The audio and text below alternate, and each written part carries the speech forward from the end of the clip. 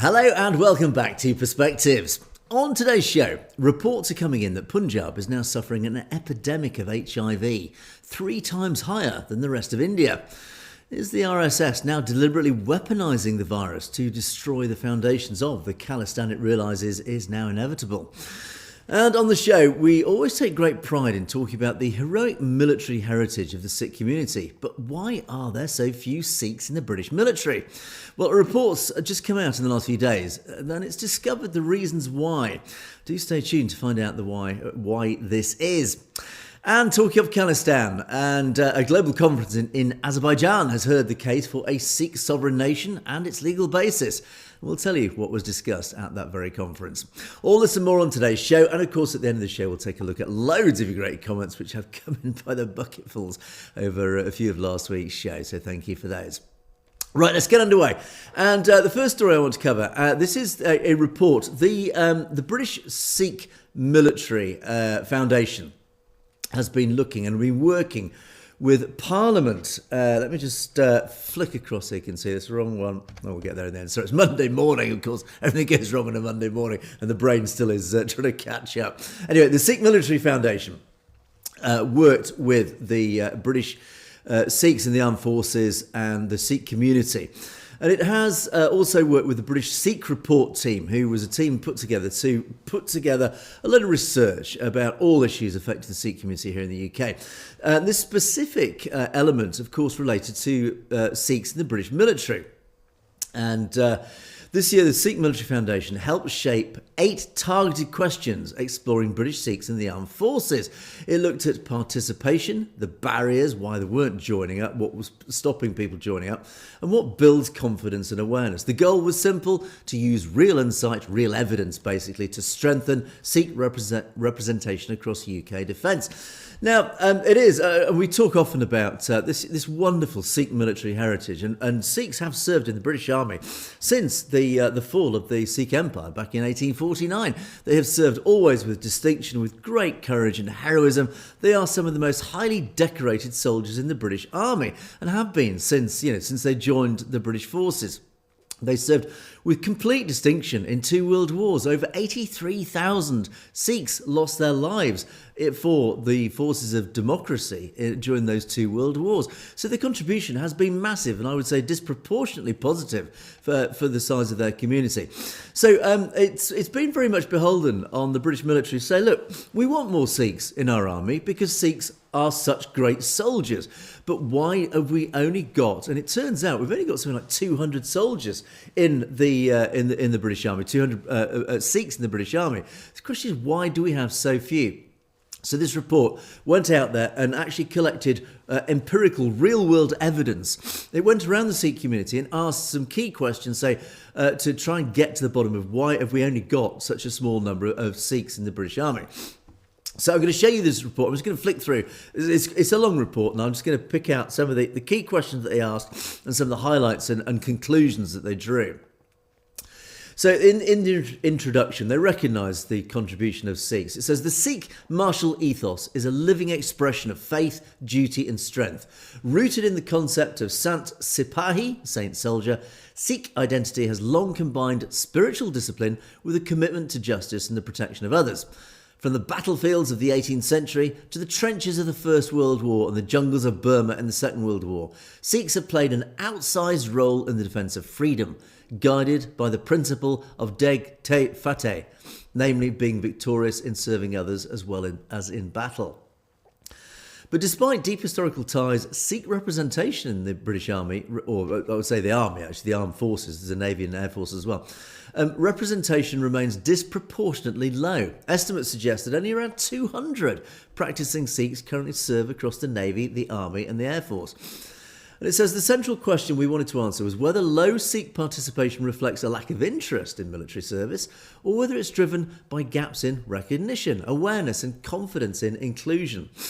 The decline in Sikh military engagement risks weakening a vital thread of Sikh heritage within British public life. That's a key point there, because it says losing the engagement of Sikhs is really important, because it not only weakens the British Army, it weakens that wonderful integration that the Sikhs have done in British society. And the army has always reflected, whether you believe in war or whatever or not, it doesn't matter.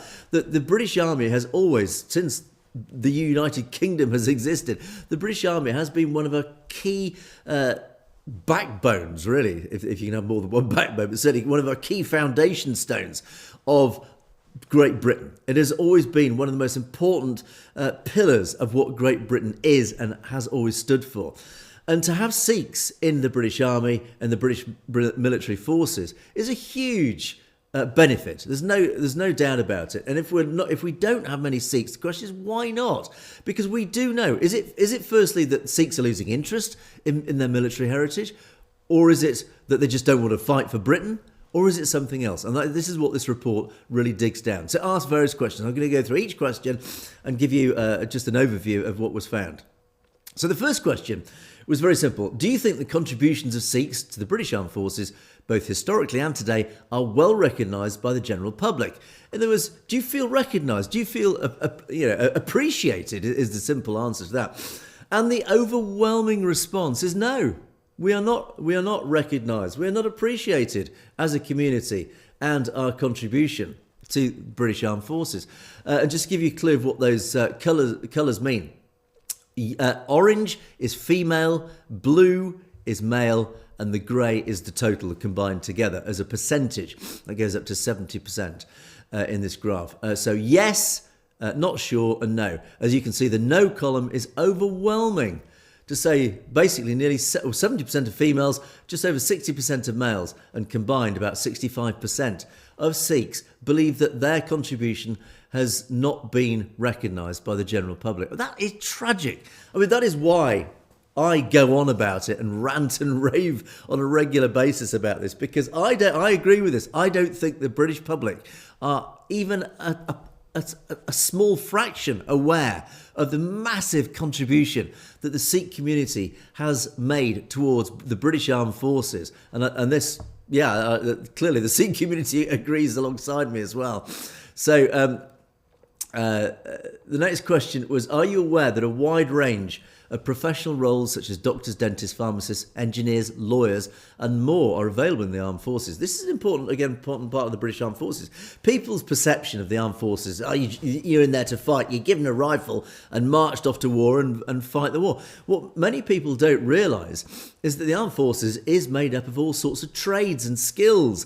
As it says, engineers, lawyers. I mean, who knew that the army had lawyers? And doctors and dentists and pharmacists. Indeed, you can join the army and learn a trade.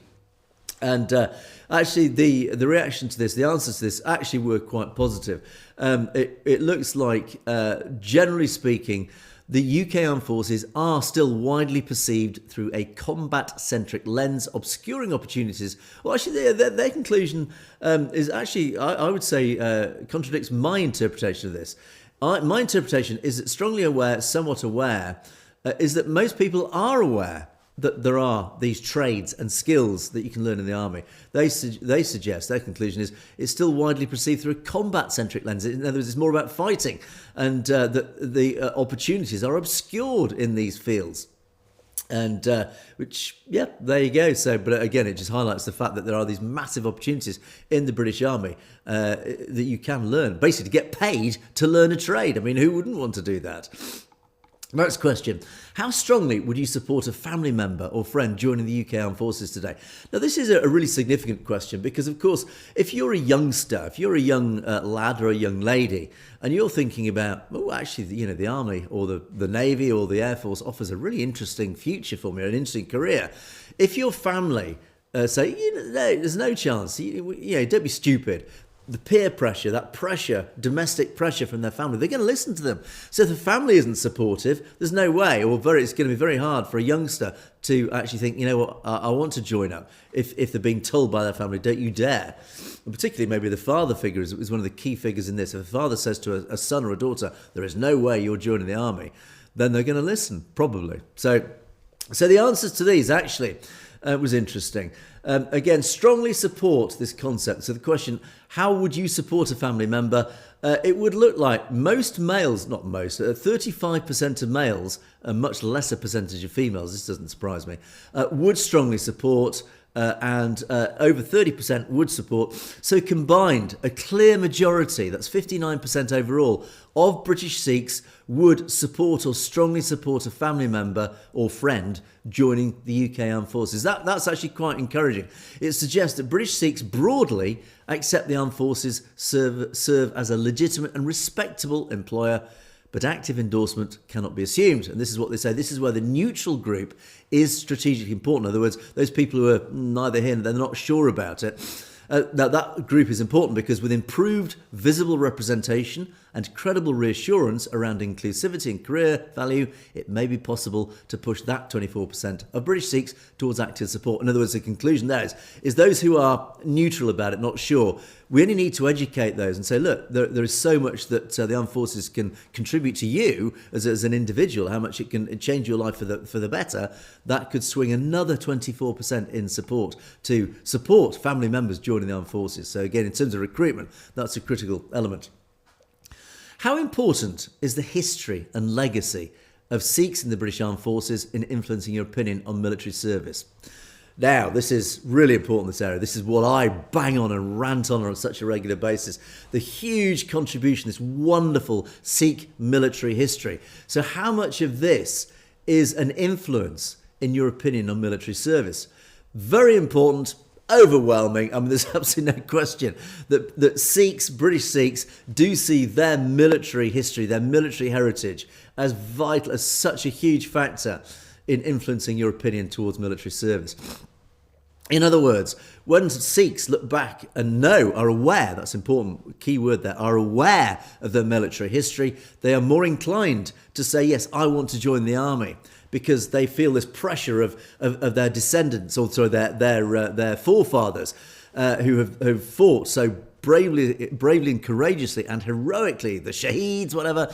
But Sikh history is packed full of heroes, medal winners throughout all theatres of war, and that wonderful culture behind the military culture, the military heritage, is basically pushing Sikhs into the British Army. Clearly not in the case of the British Army for some reason, but it is a huge factor in persuading and influencing why people should join the army.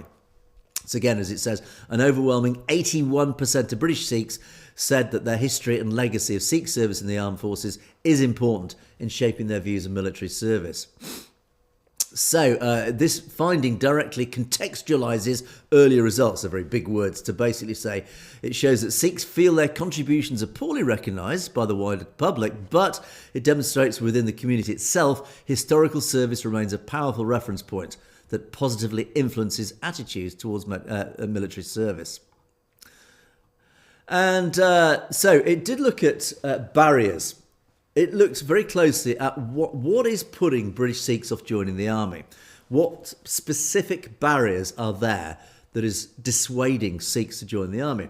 Top of the list, fear of bullying, racism, or lack of inclusivity. It speaks for itself. 80% believed that was a barrier. It was the highest barrier. Frequent relocations and family separation. Now, this is interesting because this is nothing to do with being a Sikh. This is just being a soldier or a sailor or an airman or airwoman, of course. Is that, it's the lifestyle. Understandably, you either like it or you don't. That's pretty black and white, that. So that's not surprising. Maintaining Sikh identity. Now, this is significant, this one. Of course, this is an important 73%. This is the third highest barrier to entry. Will I be able to maintain my articles of faith? My kez, my dastar, my kirpan. Again, we talk regularly about wearing the turban in the armed forces in the United States. Of course, big issue, that one. And of course, if you're not allowed, if you're an Amritdhari Sikh and you're not allowed to wear your articles of faith, why would you join the British military services? Yeah, it speaks for itself. Historical or political issues, colonialism. Yeah, that features quite highly. So Sikhs remember colonialism. They remember the British over the British Empire, etc. They obviously clearly hold a grudge deservedly so. I would hope that most British Sikhs now are sort of moved on from the British Empire. We're a different nation now, but still, it understandably it still forms a significant thread of psychology with British Sikhs, and that puts them off joining the armed forces. Cultural or family discouragement? Yeah, that reflects one of the earlier questions. If your family is saying, we don't think you should, a lot of people are clearly saying, 68% saying that would stop me joining. Lack of awareness of career opportunities. Again, this just comes down to education. People not realising, Sikhs not realising, this actually can build a career for you. You will get paid to learn a trade or learn a skill. Perceptions, the armed forces are not fair or inclusive. This links actually with some of the earlier ones. Risk of injury, death and military lifestyle. Well, again, it speaks for itself. You're joining the military to go potentially to fight. You could die. That's so if you don't want to die, don't join up. That speaks for itself. Job security, long-term career progression. That's actually, again, features quite highly. Job security, in the British Armed Forces, they've been absolutely unforgivably betrayed by our successive governments, whether Conservative or Labour. Both governments have underfunded our military. They have cut back on our military and made many soldiers redundant, many airmen and naval officers redundant. So they've given their whole careers to their country, and their country pays them back by making them redundant at middle age or even younger.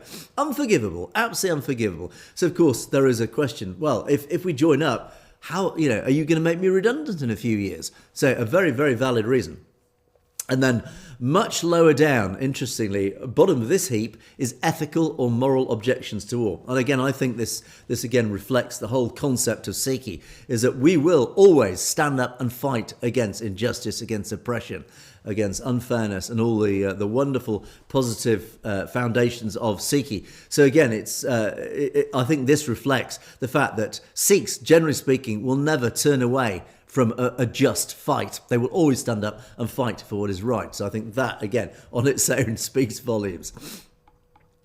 A load of questions here, and I'm not going to go through these in detail. These again, just look at in more detail the barriers, many of those barriers, and it breaks it down by age group or by male, female, etc. A lot of it, I would say, is quite predictable. So I'm not going to go through those in detail. And then, do you believe that the British Armed Forces provide adequate religious and cultural accommodations for Sikhs? Now, this comes back again to the Articles of Faith and the ability to practice your Sikh faith as you serve. Interestingly, the overwhelming section of this was unsure, don't know. In other words, again, it's down to education. As the conclusion draws, it says the most striking finding is the very high level of uncertainty, 49% overall. This reflects a lack of clear, trusted knowledge about how Sikh identity is accommodated in practice. I've met Sikh soldiers. They wear their Articles of Faith. They wear their dastars. Clearly they've discovered, I can practice my faith. In fact, in past shows, we've shown various events celebrating Sikhs in the military, and you will see a whole host of Sikhs wearing turbans. But clearly, outside the armed forces, there is this unsureness, this uncertainty about, will I be able to practice my faith? Will I be able to wear my dastar, etc.?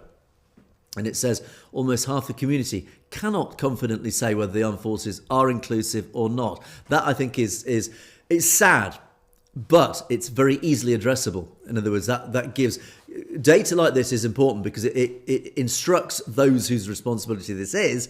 So look, here's a very, very clear data point, something we can do about it. If you get uncertain results that don't really show any conclusions, it means you don't really know what to do. This conclusion is really important. This is just basically all about education. It says that it indicates that the armed forces' accommodation of Sikh religious practice is poorly understood, it's ineffectively communicated and insufficiently demonstrated. On the whole, British Sikhs are just not sure. Next question. How much trust do you have in the British Armed Forces to be fair and inclusive as an employer? Again, it highlights neutral, unsure, is the highest one there. Again, it's all down to education. The pattern is clear. Accommodation is poorly understood and inconsistently visible. Trust does not consolidate. Uncertainty around religious and cultural inclusion translates directly into hesitation about fairness, progression and equal treatment. So again, the trust isn't there because they don't know. Most British Sikhs don't know that the British Army actually is very, very inclusive. And I can tell from my own experience, it is a very inclusive armed force. We asked British Sikhs what would help make a career in the armed forces more appealing. And again, one of the most important ones here, visible Sikh role models in leadership positions. I think that's pretty obvious. And again, we show on many shows how Sikhs have risen to high ranks in the armed forces, and some wonderful stories about those who have reached very senior levels. If you've got these role models, and it's not just in the army, it's actually across, whether it's industry or in the media or any field, if Sikhs have got high role models, politics and other prime examples, if you've got the role models there, it encourages others to have a go as well. It encourages the young generation to get involved because they see we can break down these barriers. The next highest was greater awareness of Sikh contributions to military history. Again, this is a really important one. Again, it's all about education. It's about people like me just getting the message out there. Are you aware? Is the British public, even not just the British public, is the Western world aware of the huge contribution that Sikhs have made to our society, to our democratic beliefs and our democratic societies across the world? Next highest was stronger policies protecting Sikh religious identity. In other words, really important is that if you can demonstrate and prove that we will be treated as equals, that there is this inclusive environment, that we will not be discriminated against, we will be more interested in joining up. More outreach and recruitment targeted at the Sikh community. Again, this is just about directly going out to the community and engaging Sikhs, getting them engaged into the armed forces. And then the smallest of all, none of the above, military service is not appealing regardless. Again, I think that speaks volumes. That is very, very clear. The Sikh community is a military-based community, as I said earlier. Its whole ethos is built around being the saint soldier. Its ethos is we will always stand up and fight. We will never ever turn away from a fight that must be fought to protect freedom, the rule of law, justice, etc. So again, I think that statistic itself just proves that Sikhs will never turn away from a just fight. And then it concludes, British Sikhs remain deeply connected to their martial history and heritage. The legacy of Sikh service in the British Armed Forces continues to shape attitudes toward military service today, meaning that the foundations for Sikh participation remain strong. That's very good news. However, this legacy is not translating into engagement or recruitment. 2/3 of British Sikhs believe Sikh military contributions are not recognised by the wider public. That's so important, that. The strongest deterrents aren't ethical opposition to military service. It's more about concern about identity protection, discrimination, family impact, and institutional fairness. In other words, you treat us fair, we will contribute equally. That's an important part. Visible Sikh leadership, stronger recognition of Sikh military history, and credible protection of religious identity are the most powerful enablers of engagement. It's not hard. Sikh underrepresentation in the British Armed Forces is down to a confidence gap driven by under-recognition, low visibility and uncertainty about inclusion.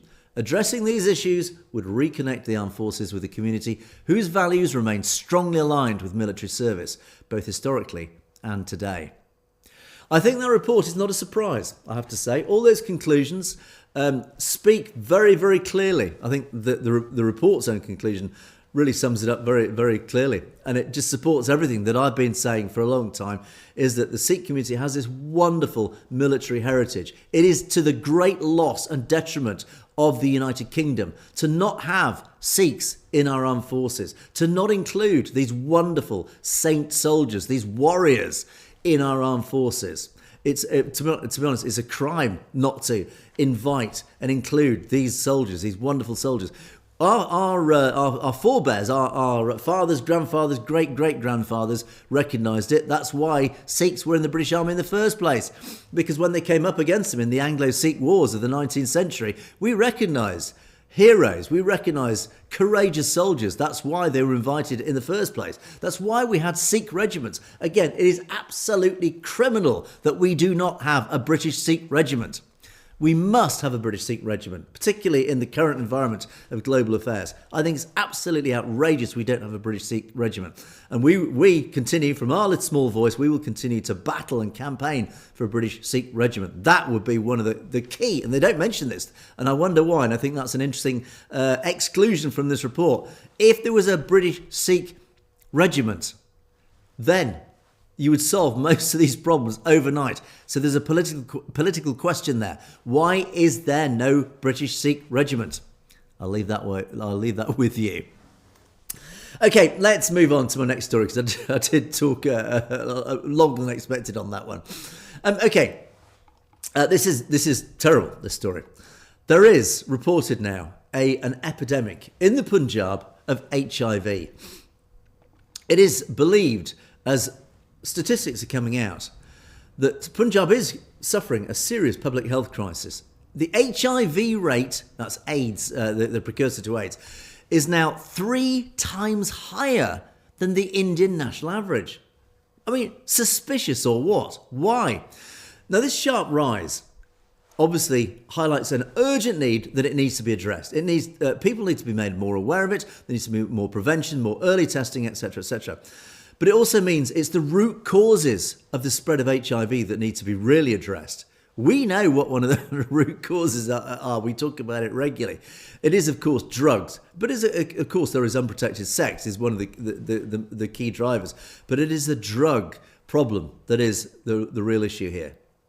Now, while India itself has made advances in curbing HIV nationally, the state of Punjab presents a stark and completely worrying contrast. In other words, Punjab is showing a completely opposite situation than the rest of India. The rest of India is improving slowly but surely, but the Punjab is going in the opposite direction. Punjab's getting worse.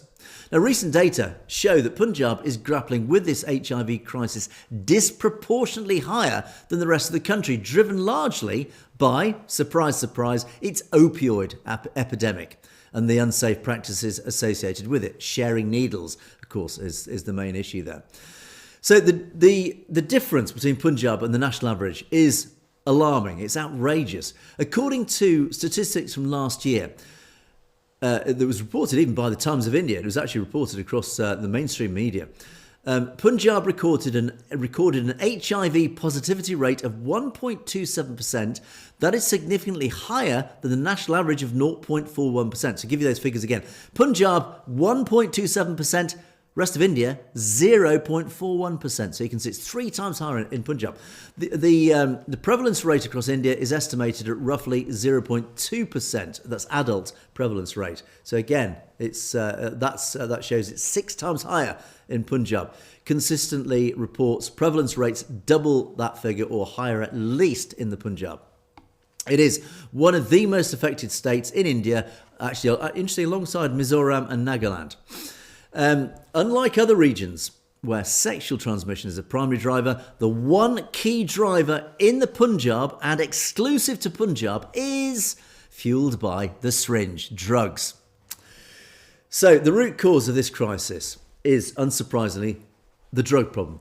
Punjab lies dangerously close to the Golden Crescent, as it's known. That's a drug trafficking route through Iran, Afghanistan, Pakistan, which does make these drugs, like heroin particularly, easily accessible. Now, we've often highlighted our belief who's behind trafficking drugs into Punjab and why. Drugs, basically, have been weaponised alongside HIV. HIV comes alongside drugs, particularly where there is poverty. Drugs and now HIV are basically being weaponised to destroy Punjab from within. Now, the transition from traditional drug consumption to injecting drug use, and this is, again, a key part of this. IDU, as it's known, is injecting drug use. This is where you inject heroin and these horrible drugs. And it's often fatal. Users often share needles and syringes, which have been shown to be the most highly efficient route to transmit HIV. Now, in the Punjab, as a result of pouring in drugs, There is now a high IDU population, that's the injected drug use population. Studies indicate that the estimated 230,000 to 260,000 opioid dependents in Punjab, that's 250,000 people in the Punjab are now dependent on drugs. They are drug addicts. A significant percentage, that's over 28%, are IDUs, these drug users who inject drugs. This group now has a higher than average infection rate. The HIV prevalence, specifically among these groups, is staggering. Now, the national HIV prevalence among IDUs hovers around 9%. Some parts of Punjab have reported as high as 21 to 30% in various district-level surveillance studies.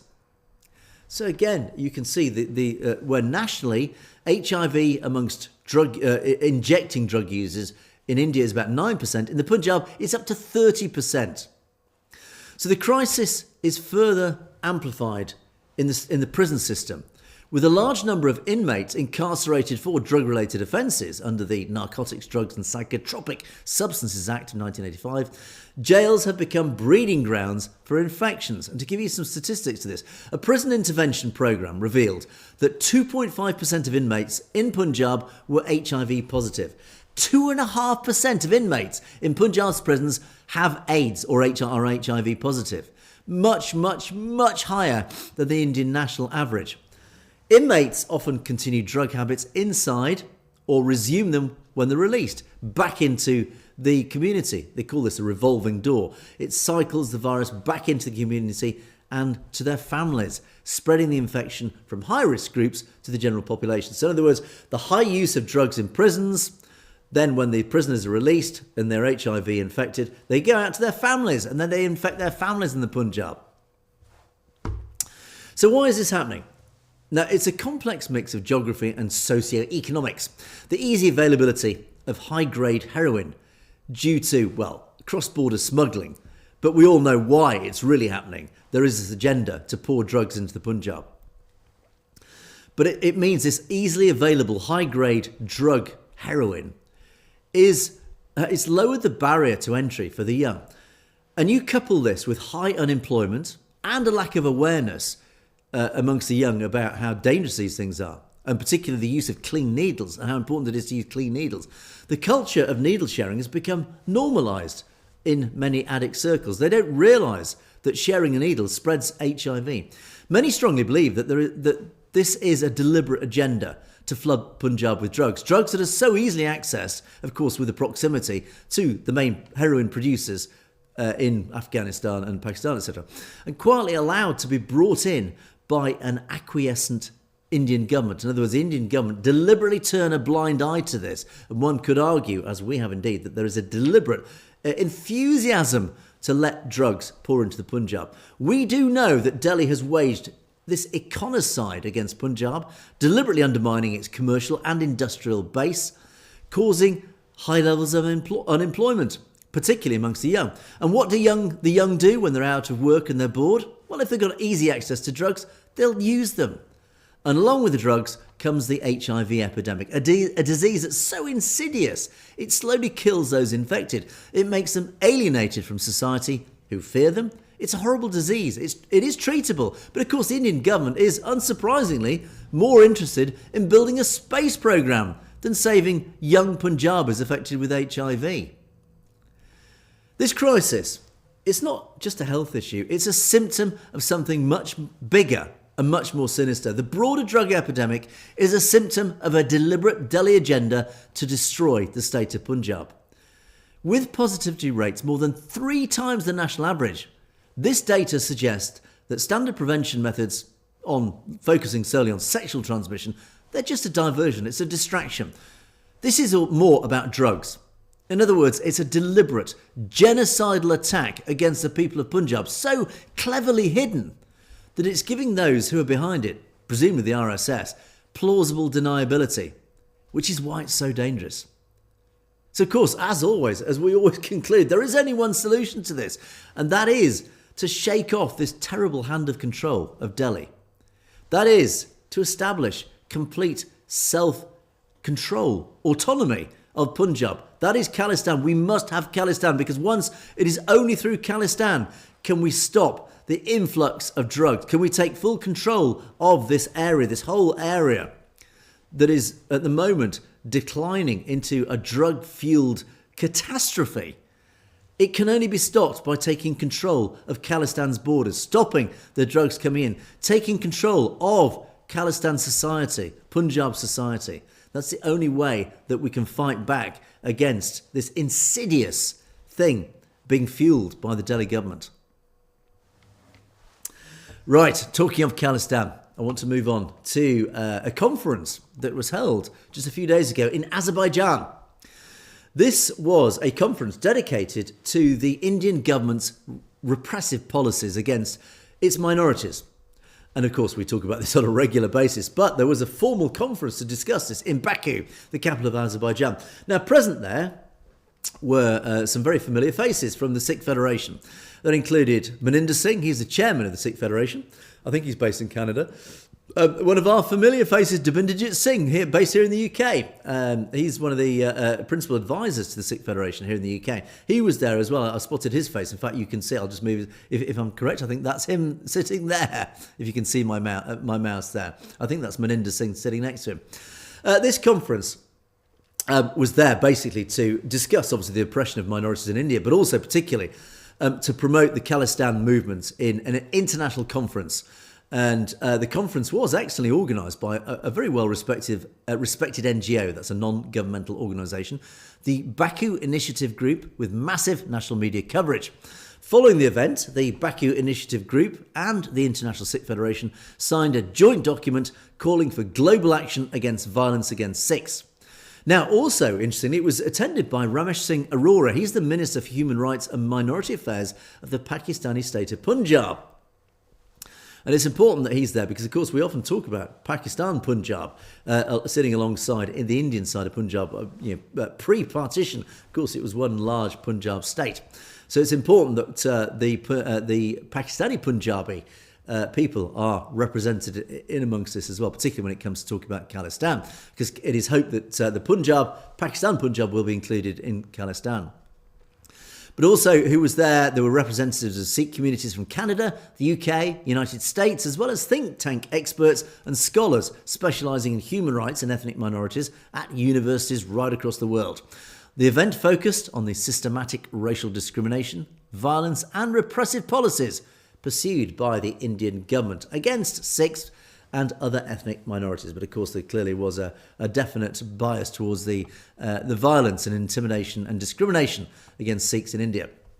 Now, I'm going to play you, this is a local report that will give you a summary of what was said and what it looked like. Have a look at this one. Here in Baku, international attention is being drawn to allegations of long-standing discrimination and concerns regarding Sikh and other minority communities across India. Through testimonies, expert analysis and diplomatic engagement, this conference seeks to elevate these concerns beyond regional boundaries and to press for accountability under international human rights law. Members of the Sikh diaspora from the UK, Canada and the United States attended the conference and shared their views. Discussions highlighted how actions by the current Indian government are alleged to violate several United Nations conventions relating to civil rights and the prohibition of torture. Abbas Abbasov, director of the Baku Initiative Group, said the organisation is committed to defending the rights of indigenous peoples and ethnic minorities and to exposing colonial and neo-colonial practices. I believe that the policies of discrimination, extremism and violence pursued by the Indian government must be clearly and accurately communicated to the international community, and that relevant international organizations should deliver a fair and principled response. As an international NGO, we will raise this issue at the United Nations and other relevant international bodies. Also attending the event, the Minister for Human Rights and Minority Affairs in Pakistan's Punjab province noted that recent incidents across India point to a broader pattern of religious pressure affecting Muslim, Christian and Sikh communities alike. If you look at the past recent incidents happened in India, what happened? Today, the Muslims, they are suffering, either the Muslims of Kashmir, the Muslim of Gujarat, Christians. During recent Christmas event, there were more than 700 events occurred in India where the Christian community was not allowed to offer the rituals according to their faith. The Sikh Federation chairman said the current situation reflects 70-year pattern of pressure faced by Sikhs and other minorities. We're out there as Sikhs, not fleeing from this violence, but to actually challenge the violence and India's violence. That we want to make sure that the world sees us as not as just victims, but as people seeking freedom, people that have been on the case of sovereignty for decades. Today, the Sikh population in India exceeds 25 million people, with the majority residing in the Punjab region. Activists at the event called for formal recognition of the 1984 anti-Sikh massacres as genocide and urged the establishment of an independent commission to examine the incidents and ensure accountability. Now, don't underestimate the importance of this event because, you could say, well, it's a conference in Azerbaijan. At the end of the day, who's going to pay any attention to that?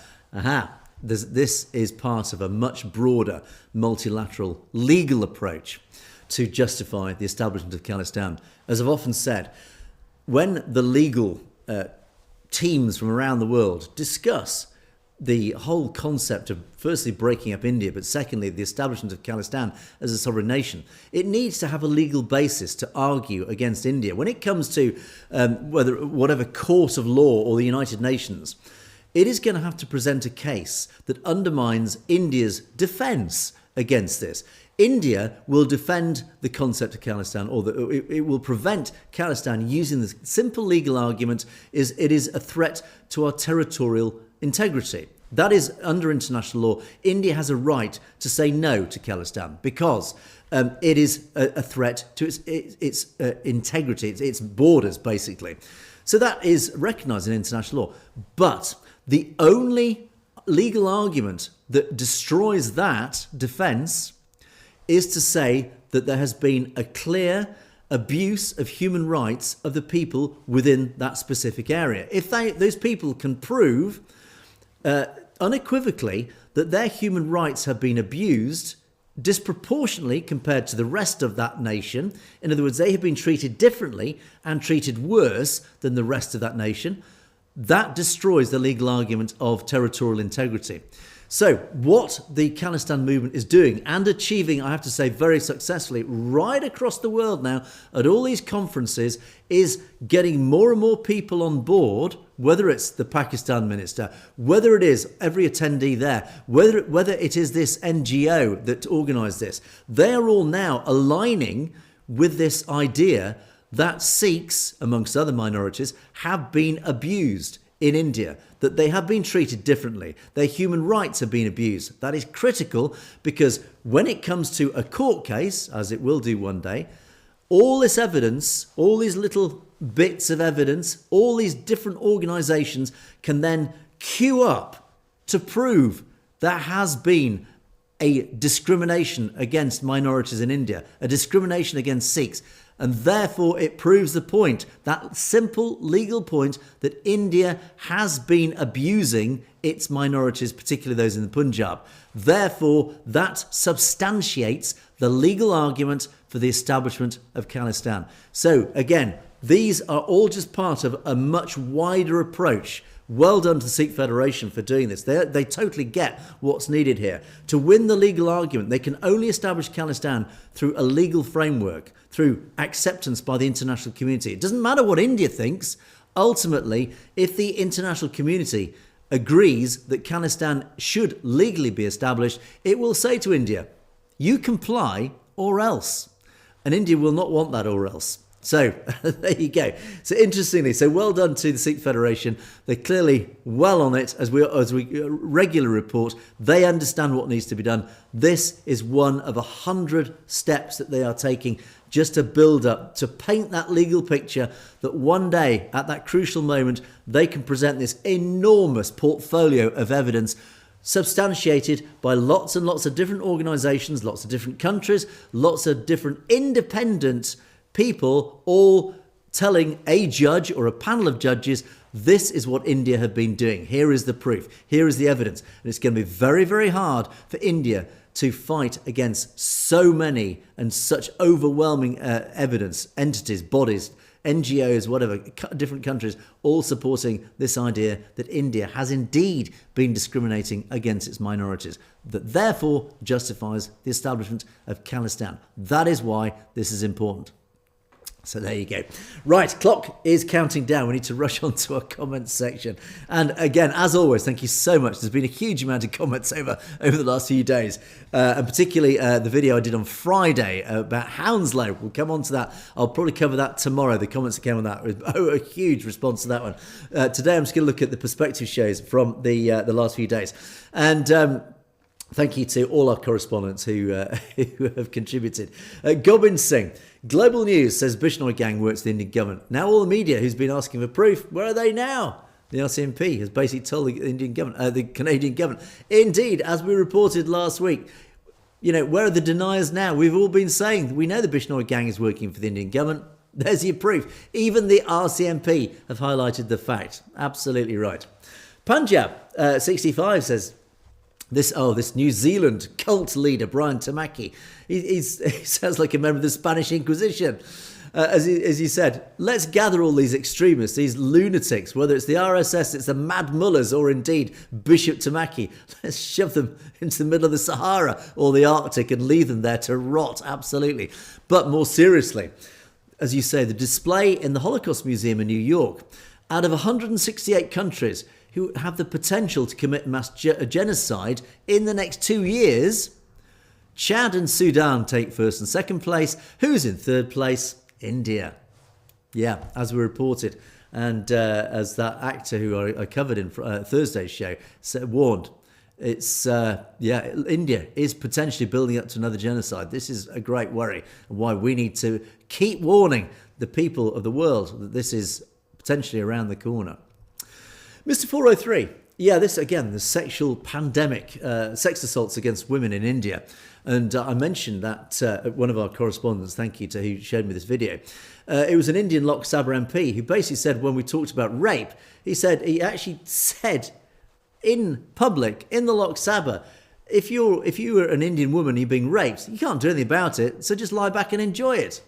As you say, Mr. 403, just enjoy it sums up India. Yeah, I mean, how can anyone take this whole of a country seriously? Well, we had to take it seriously because it is a global player. But there are ways of combating India, and we are combating it in the only way that we think is the way forward. That is to balkanise it. That is to establish Khalistan and establish all the other independent nations and form a federal union of independent states of India. That is what we think is the best thing for the people of India, for all the people of India. But that includes the Hindu Rashtra. For those Hindutva who might be watching, yes, we support your argument for a Hindu Rashtra. But in that same breath, you've also got to support the concept of Khalistan as well. You give us Khalistan, we will gladly donate or give to you a Hindu Rashtra, and we will be friends. We will be amicable neighbours. Satnam Khalsa. Hounslow, look forward to it. Yeah, watch my show on Friday. It's had a lot of views. It's been a very popular video. The events in Hounslow. If you don't know what I'm talking about, go on the channel, have a look at Friday's show. It's shocking. It's interesting. It's had a great reception in the community, and go watch it. Balvinderjit Nagi. I haven't laughed so much for a long time. Callum, the vlogger, his experience in India, who came up against Hindutva, has been cancelled or worse, actually been abused by the Hindutva forces. Ken watched, I think it was Thursday's show, he fell foul of the Godi media and Hindutva. And of course, his response was hilarious. It's a great video. And 1S1N2 says, share a link. Well, I've got better news for you. I haven't mentioned this. I did communicate with Callum. And he's actually offered to come on the show. So I will. I'm going to try and line this up over the next few days. I'll try and get Callum on a podcast, so he can share his hilarious reactions with you about his experiences in India and Kashmir particularly. But as I say, he came up against the same forces that we come up against on a regular basis. And watch this space, and we'll see if we can get Callum on the show. Expose Hindutva terrorists. This is a warning about Hindutva being a potential Trojan horse. What this basically means, for those not aware of the concept, is that if we're letting all these RSS and Hindutva parasites, as Expose Hindutva terrorists warns, if we let them into our Western society, they sit there quietly, almost like sleeper cells. They basically quietly go about their business, but without us realizing, they are infiltrating our academia, our industrial base, our commerce, our politics, all the parts of our society. They are infiltrating silently. And by doing that, they then are slowly but quietly and very effectively exerting their control and influence and manipulating our policies, our politics, our economic policies, our whole society. And that is what we need to watch out. We need to, as you say, wake up, because the Trojan horse of Hindutva will destroy our very existence in no time. They don't know loyalty or morality. Their pagan beliefs and history is proof of their treachery. So thank you for that warning, Expose Hindutva terrorists. You're absolutely right. We're aware of it. The fear is the wider population and our politicians are not aware of it. That is the concern. Singh Aujla, 85. Here's a reminder, talking about this wonderful military history of the Sikh community. 85,000, I think it was just over 83,000 Sikh soldiers died. 103,000 were injured in the First and Second World War. For these British people who are showing their back now to Sikhs in need, this is another reminder, as I do on a regular basis. We British owe a massive debt to Sikhs, to the Sikh community, not least for the Sikh Empire and everything that happened since then, but for their massive contribution to saving democracy in 2 world wars and other theatres of war. Why are we betraying our own Sikh communities?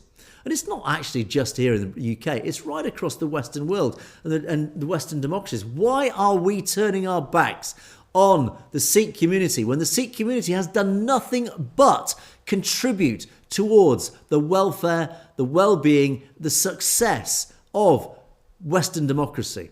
They have contributed disproportionately to our society. Why are we betraying them? I bang on regularly about this. Why on earth are our leaders not repaying this debt of honour? There is only one way, I think, that is substantial enough to repay this debt of honour. That is for the West to align in support of Khalistan. That, to me, is the only reparation that would pay back all this betrayal, this constant betrayal over centuries of Sikhs, despite their continued contribution and loyalty to Western democracy. The establishment of Khalistan is the only reparation that is suitable, that feels, that assuages our conscience, assuages our guilt in the Western world about what we've done to the Sikhs over the last couple of centuries. Mastan Singh Dulai, the Canadian government doesn't care about the Punjabi and Sikh community. It's not just the Canadian government, mate. It's all governments. Don't ask me why. Sukhwan says, Afghanistan, Chechen Pura and other countries, Sikh assassinations continue. They do. What are we doing about it? Well, fortunately, in Azerbaijan, we're talking about it, but our governments aren't doing about it. Go figure. Yeah, good question. As Tar Lakon Semi says, where's MI6? Well, it's hidden. By definition, it's hidden. But one hopes. And we do know that MI6 working with MI5 are domestic. MI6 is the British Overseas Intelligence Agency. MI5 is our domestic one. MI6 is working with MI5 to actually warn our Sikh community about threats against them from India. So at least it appears our intelligence agencies, God bless them, are working to protect our community. But for some reason, our governments are not listening to them. Why not?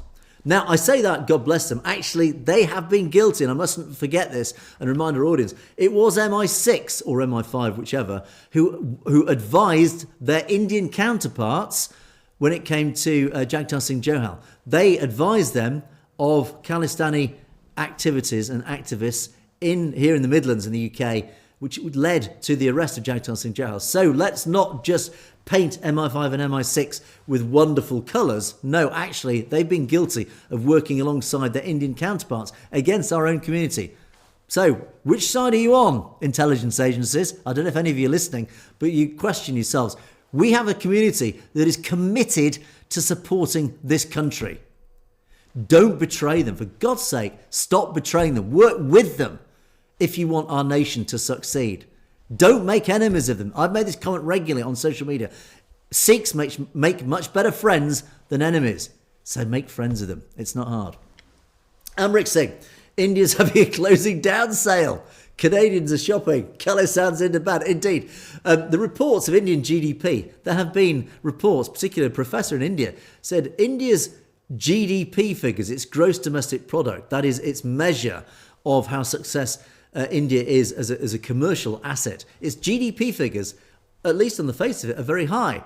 In reality, it is believed India's GDP is less than half its publicised figure, its advertised figure. In other words, the Indian economy is only less than half the size it claims to be. That's concerning. It paints a very different picture. Therefore, as Amrit says, India's having a closing down sale. Grab what you can when you can. When it's gone, it's gone. Punjab. I always wanted to ask you, Angus, who gave you my photo to use in Critics Corner? Well, I do hope, Punjab, you don't look quite so red-faced and angry, and your contributions have always been very much welcome. But if indeed you do look like that, who cares? Just keep your contributions coming. We love them. And final set. Darshan Singh Bra, welcome to the channel. I'm going to speak very clearly and slowly now to welcome you to the channel. Thank you for watching. Your comment, my English is very poor, but I guess what you're saying there is you're learning your lessons from the show. Well, thank you. I do hope my English is not too bad itself and it is helping you. And I do know there are many who do watch the show whose English is their second language. And I do hope our show helps you to learn a bit of English, and my contribution in that respect, I hope, is helping. Regenda Kaur, thank you. God bless you. Well, God bless you, Regenda. You're from Germany. Great. Welcome to the show. Thank you for letting us know you're in Germany. We don't cover enough of our European counterparts, our community in Europe. Of course, I tend to concentrate on the English-speaking world, and we do neglect our European friends. So welcome, Regenda. Thank you for watching. I hope you don't feel neglected. You are still very much part of the family, as indeed all of you guys watching from all sorts of corners of the world. You're all very much welcome. You still form a huge, significant part of our Satluj English-speaking family. You're very much welcome, and thank you. And do let me know if you're in some weird and wonderful part of the world. Let me know where you're watching from. Angus G, you're wonderful. Well, bless you. Thank you for that. Your programme is robustly arguing for the inevitable and drawing near of the reality of Khalistan. Absolutely. I have absolute confidence. It is coming. It is only a matter of time. You look at world events, how quickly they tumble out of control. I often talk about catalytic events. World-changing events, usually, almost without exception, happen through an unforeseeable, unpredictable catalytic event. This is what Trump is so good at. He's attracted an enormous amount of criticism, fear, whatever. Trump knows this concept. Trump knows you create chaos, that creates change. I'm not defending Trump, this is how he operates, but this explains this whole concept. Trump knows from chaos comes change. If he wants change, he knows you cannot get from A to B, which are huge steps, in one step. There has to be something in between. And usually that in between is chaos. The only way to move from point A to point B is to generate chaos. Through that chaos, all the parts break up, but then they reform together into point B with a little help from outside forces. That is Trump's tactic. People don't understand this. I think 99% of this planet, including leaders around the world, don't understand this. Trump gets results, whether you like them or not, or agree with them or not, he gets results by generating the raw material of chaos. In that chaos, he breaks up all the constituent parts so they're no longer linked into their original links, connections. He breaks all those links because he knows you can't get from point A to point B just from forcibly breaking them up and rechanging them. You've got to break them apart into chaos. So they're all completely scattered around randomly. And then you slowly exert your pressure into the right part to reform them, relink them together in a different way. That is what Trump's doing. This whole Greenland thing. Don't get distracted by the mainstream media or the shouts of outrage. It's all a distraction. This is what Trump is doing. And this is how Khalistan will happen through a different scenario context.